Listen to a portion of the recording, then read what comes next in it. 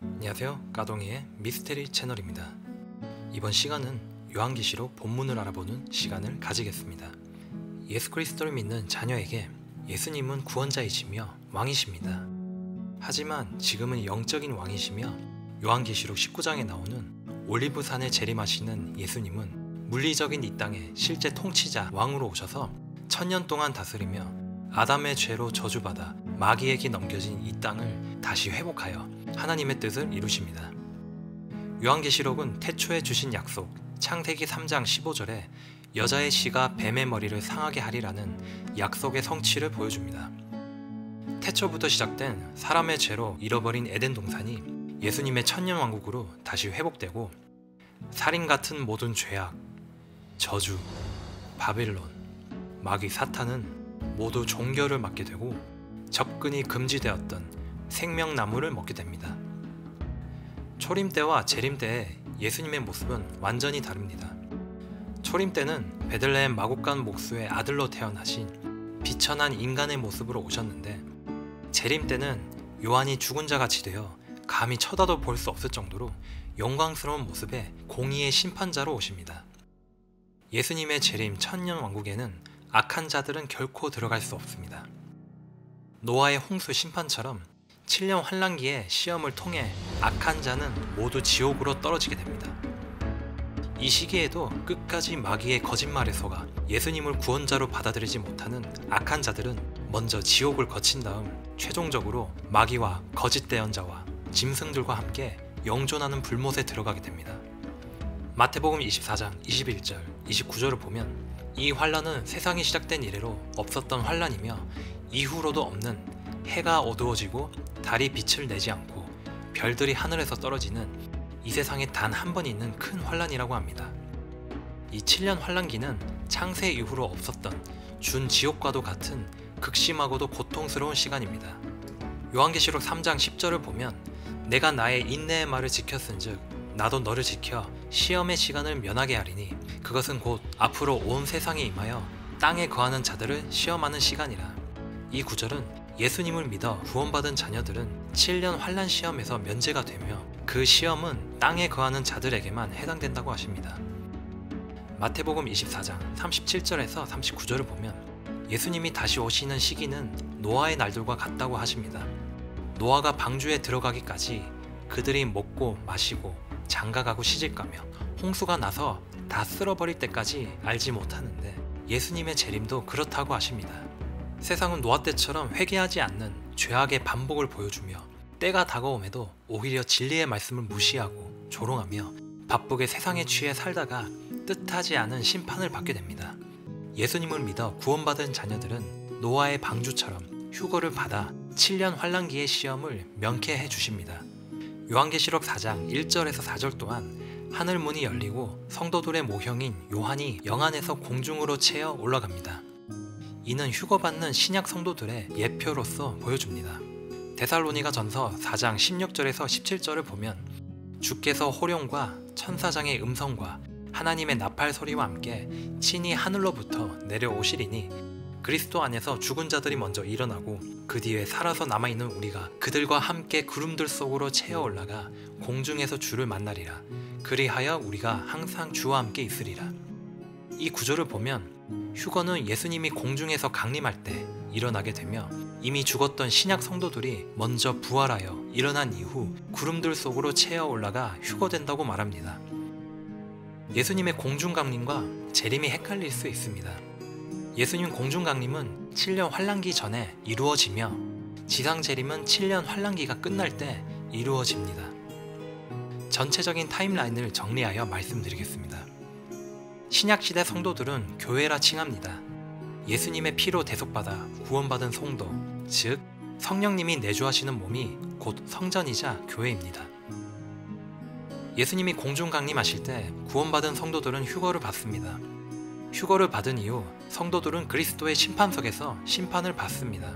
이 심판은 구원과 비구원을 가르는 심판이 아닌 하나님의 자녀로서 살아온 삶에 대한 보상의 심판이 주어집니다. 이 심판을 받고 나면 성도, 즉 신부는 깨끗하게 되어 어린 양의 혼인잔치 주인공이 되어 신랑이신 그리스도와 결혼을 합니다. 고린도후서 11장 2절을 보면 구원받은 백성을 예수님께 종혼한 처녀로 비유하고 있습니다. 그리스도와 교회의 결혼은 인류 역사를 마감하는 가장 큰 사건입니다. 하늘에서는 신부의 단장과 결혼이 이루어지는 축제의 기간 동안 땅에서는 7년 환란기 시험의 시간이 주어집니다. 교회는 이미 휴거되고 땅에는 휴거받지 못한 유대인과 이방인이 남겨집니다. 다니엘서 9장 27절을 보면 적그리스도와 세상이 언약을 맺게 되면 7년 환란기에 돌입을 하며 그 기간의 중반쯤 후 3년 반의 시간은 가증한 것들로 뒤덮기 시작한다고 하는데 이 후 3년 반부터는 언약을 깨고 적그리스도가 세상의 통치자가 되어 자신을 하나님처럼 섬길 것을 사람들에게 요구하기 시작합니다.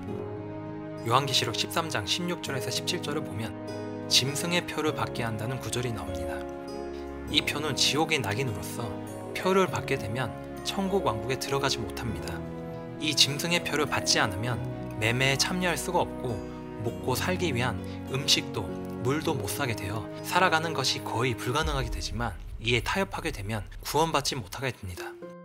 베리칩이나 코로나 백신을 맞으면 휴거받지 못한다는 말이 있는데 그것은 짐승의 표가 아니며 시스템은 짐승의 표와 유사할 수 있지만 짐승의 표는 7년 환란기에 등장합니다. 후 3년 반의 기간은 적그리스도의 독재 체제뿐만 아니라 전무후무한 재난의 때로서 해가 뜨거워져 사람들을 불태우고 어둠이 가득히 넘치며 비가 오지 않으며 물이 피가 되게 하는 재앙이 내려집니다. 완악하고 포악해진 사람들은 회개하지 않으며 유프라테스 강이 마르며 동방에서 2억 명의 악한 자들이 전쟁을 위해 아마겟돈으로 몰려오며 유프라테스에 묶인 내 천사가 풀려나 이들이 인류의 3분의 1을 죽이는 일이 일어나며 부정한 영들은 갖가지 기적들을 행하며 온 세상 사람들을 속입니다. 심판의 절정에 이르러서는 인류 역사상 가장 큰 규모의 지진으로 인해서 지형이 변형되고 큰 우박이 내려집니다. 이 극심한 7년 환란기에도 구원을 받을 수 있는데 그들을 환란기 성도라고 부르며 이들은 교회라 칭하지 않습니다. 휴거받은 교회 시대 성도, 신부랑은 다른 성도로 분류됩니다. 환란기 성도는 천국 왕국에 들어가기 위해서 끝까지 배교하지 않고 순교와 목숨을 감행하고 버텨야 구원받을 수 있습니다. 이 극심한 환란기에도 유대인을 비롯한 많은 이방인들이 구원받습니다. 하지만 준 지옥과도 같은 이 환란기에 성도들 다수는 순교하게 되고 일부만 살아남아서 예수님의 천국 왕국에 들어갈 수 있습니다. 어린 양의 혼인 만찬이 끝나고 예수 그리스도와 그의 성도, 군대들은 세마포 옷을 입고 백마를 타고 하늘에서 내려와 아마겟돈에서 2억 명의 악한 영들, 적그리스도 군대와 전쟁을 하게 됩니다. 이는 사실 전쟁이라고 할 것도 없이 적군들은 힘없이 쓰러지고 패배하는 형태가 될 것이며 사탄, 옛뱀은 바닥 없는 구덩이, 무저갱에 갇혀 1000년 동안 결박을 당하게 됩니다. 이 사탄은 천년왕국 끝에 잠깐 풀려나게 되며 다시 천년왕국 성도들을 미혹하고 시험하기 위하여 등장하게 됩니다. 이렇게 7년 환란기는 끝이 나고 예수님 지상 재림으로 인해 천년왕국 통치가 시작됩니다. 마태복음 23장 37절에서 39절을 보면 하나님께서 이스라엘 백성을 통해 천년왕국을 이루시기 위하여 메시아 예수님을 보내주셨는데 그들은 이 메시아를 거부하였지만 결국 환란기가 끝나고 재림 때에 가서 유대인들은 이 메시아를 받아들이게 됨을 알 수 있습니다. 천년왕국에는 오직 구원받은 자만 들어갈 수 있는데 예수님께서 직접 보좌에 앉으심으로 실제 왕으로서 통치를 하게 됩니다. 그곳에 사는 성도는 두 부류로 나누어집니다. 첫째는 예수님과 같이 영체로 살아가는 성도들입니다. 바로 휴거받은 교회시대 성도와 구약시대 환란기에 순교한 구원받은 성도들입니다. 이 몸은 예수님이 부활하셨을 때 몸과 같이 영화롭게 변화되어 먹는 것을 포함한 모든 것이 다 가능하며 순식간에 시공간도 초월할 수 있는 몸이지만 아기는 낳을 수 없는 몸입니다. 이들은 천년왕국 기간에 제사장과 왕 노릇을 하게 되는데 예수님과 함께 땅을 통치하게 됩니다.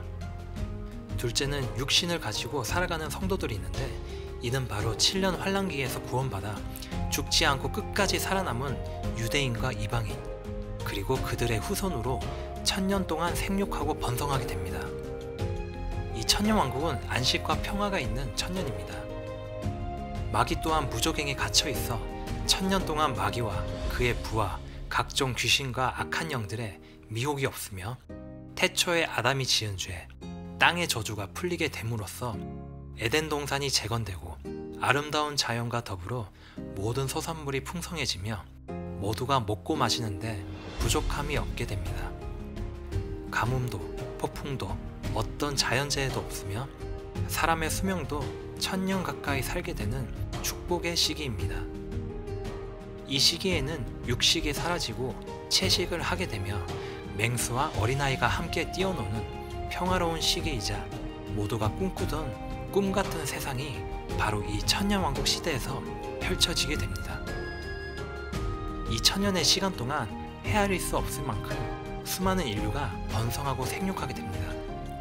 하지만 이 천년왕국 끝에는 무적행에서 풀려난 사탄이 땅의 사방민족을 미혹하고 모아서 전쟁을 하게 되는데 미혹에 빠진 백성의 수가 바다의 모래와 같이 많게 되며 그들은 하나님의 성도들의 진영과 사랑받는 도시를 에워싸게 되는데 이때 불이 하늘에서 내려와 그들은 모두 불에 삼켜지게 되고 그들을 미혹했던 마귀는 불과 유황호수에 던져지게 되는데 거기에는 짐승과 거짓 대언자도 함께 있어 마귀 삼위일체는 영원 무궁토록 밤낮 고통을 받으며 살게 됩니다.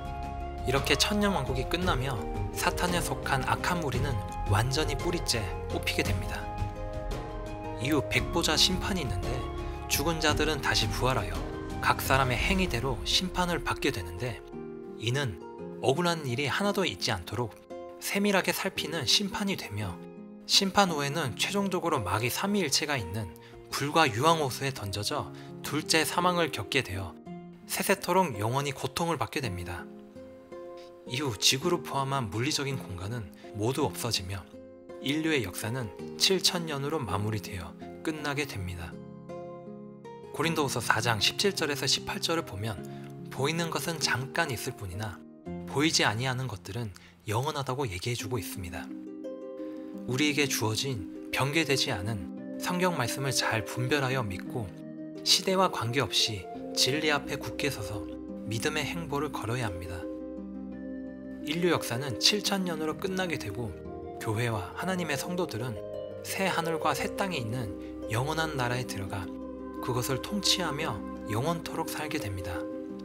이처럼 성경의 결론인 요한계시록은 이 세상을 향한 하나님의 광대하신 계획과 완성을 이루어 가시는 과정을 알 수가 있습니다. 정혼한 신부는 신랑을 기다리며 거룩한 삶을 살아야 합니다. 이것이 요한계시록이 주는 내용의 핵심입니다. 이상으로 내용을 마치겠습니다. 시청해주셔서 감사합니다.